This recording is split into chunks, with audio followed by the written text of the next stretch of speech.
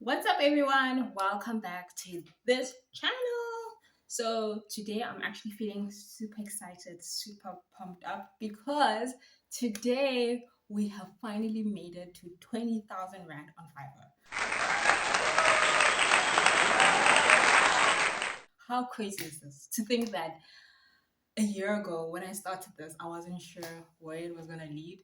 And now we've made a total of 20,000 Rand on the platform. And like sometimes I just have to keep my head like facing forward, because you can even stop from not celebrating that, because there are people who have made 10 times as much as I have in a short amount of time on Fiverr. And if you have to look at all those things, it kind of distracts you from the accomplishment that you have. Because to think, like a year ago I was sitting here thinking, oh, should I try Fiverr, should I not try Fiverr? And now I'm at 20K. And you know what the surprising part is? Like last month in August, I didn't make any money from the platform. So there are months like that. Some people experience it more than other people. I saw a few people complain on the group that they haven't even started with their first order. And 6,500 from the 20,000 Rand came in the past 2 weeks from one person, basically, who kept ordering from me over and over again. And I am almost at 10K just from her. And I'm so grateful to think that I almost lost this client, because there was just a few things that I was like, oh, what's happening here? I thought she was like, yeah, one of those spammy people. But it turns out that she is the most amazing person and team leader and all of those things.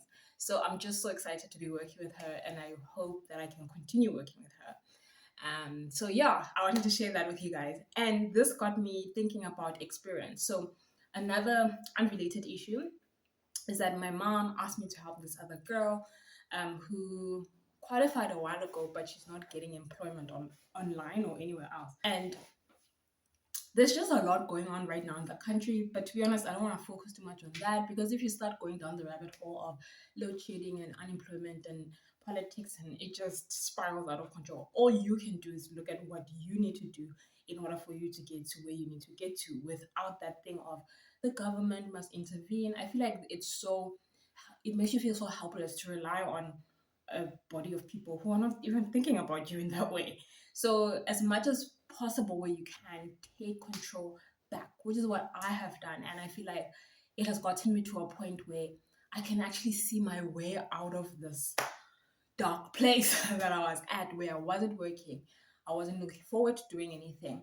I wasn't meeting anyone who could either afford me or want to work with me for my specific skill set, etc., etc. And now I've met and worked with all these people who gladly pay me for my individual skill set, who take what I say seriously, and who, like, it's not a debate as to whether they should pay me or not. You know what I mean? So yeah, so that got me to the topic of today: is how can you legit get experience? And unfortunately, all these entry level jobs are entry level, yet they require experience. Can someone explain that to me? It doesn't make any sense. But I feel like what I've learned from the online space and all of those things is that you need to create those opportunities for yourself if you can't find them. So, number one, okay, I'm gonna share my personal opinion, and then yeah, maybe see where you can take some ideas from.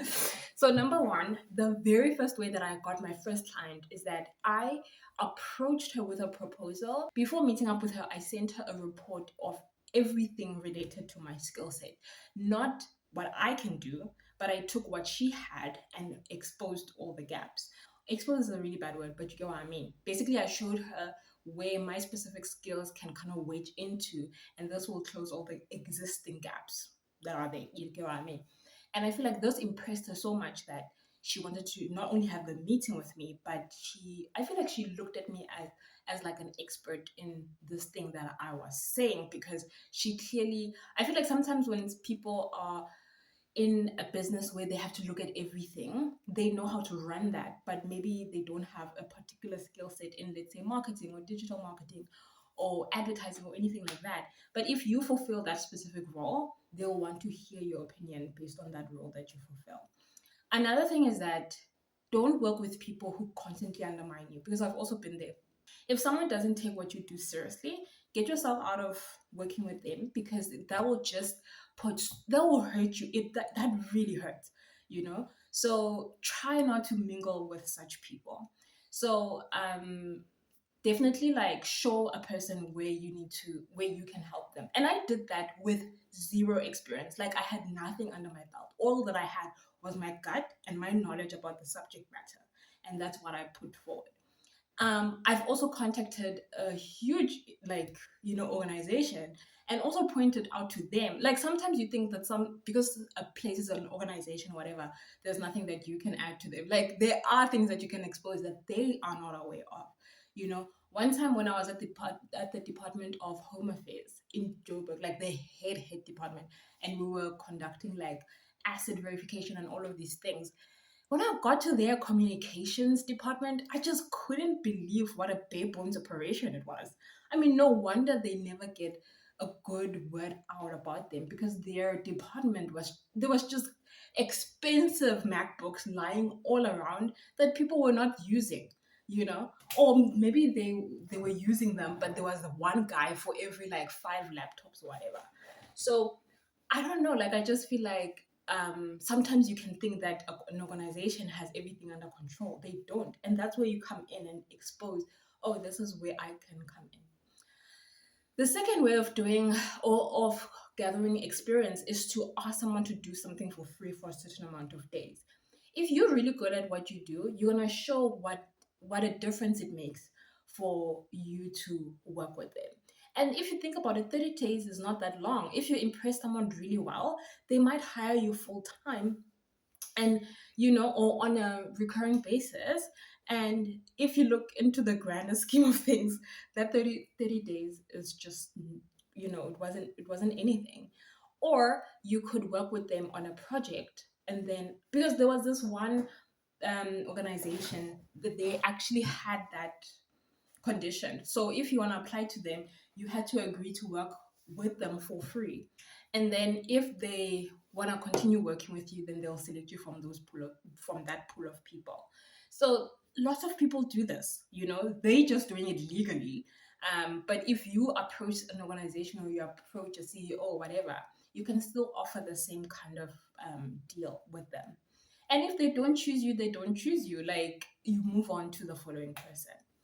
Then the other thing is something that I recently learned in an interview that I thought was super brilliant, and that is to cold email or cold call certain people that they don't have vacancies out right now, but you can cold email them to do something for them on a trial basis. So, for example, as a copywriter, I would contact, I don't know, um, Pinflex. This is my highlighter.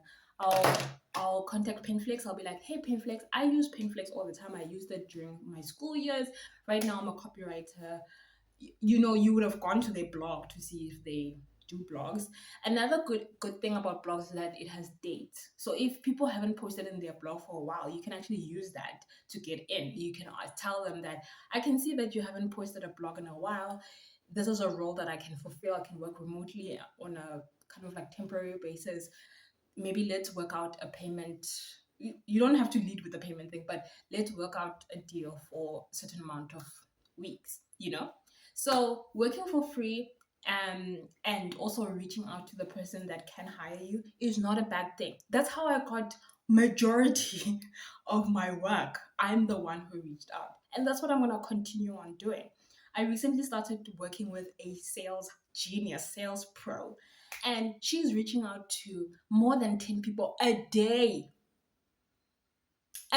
and she's making money already, but she continues reaching out to new people, new potential clients that she is going to work with. So if she has money and she's already doing that, can you imagine what you can like accomplish? Like it's amazing. Even with me, like I feel like in terms of income wise, I'm okay right now. But if I want to be more than okay, I have to reach out to more than like 10 people or 20 people or 30 people right now in order for me to find more clients to work with so that I can be better than okay.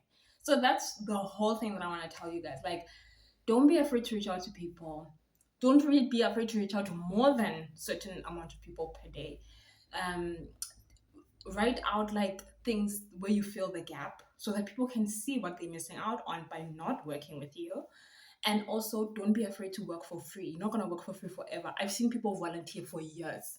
So if you do this in a strategic way, you will get a client out of it or you get money out of it. Either way, it's building up to that experience. That's the experience that you're going to take and add to your CV. If you don't have any other choice, for example, if you're not getting employment right now, but you need to build it so that you can get entry, like so that you can get access to the entry level jobs that you want. So I hope this helps. Let me know down in the comments below, and I'll see you guys next time.